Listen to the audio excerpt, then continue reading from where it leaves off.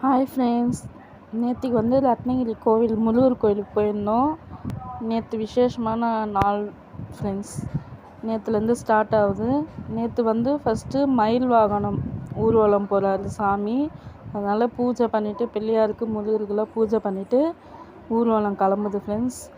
இப்போ வந்து தீபார்த்தனை காட்ட போகிறாங்க.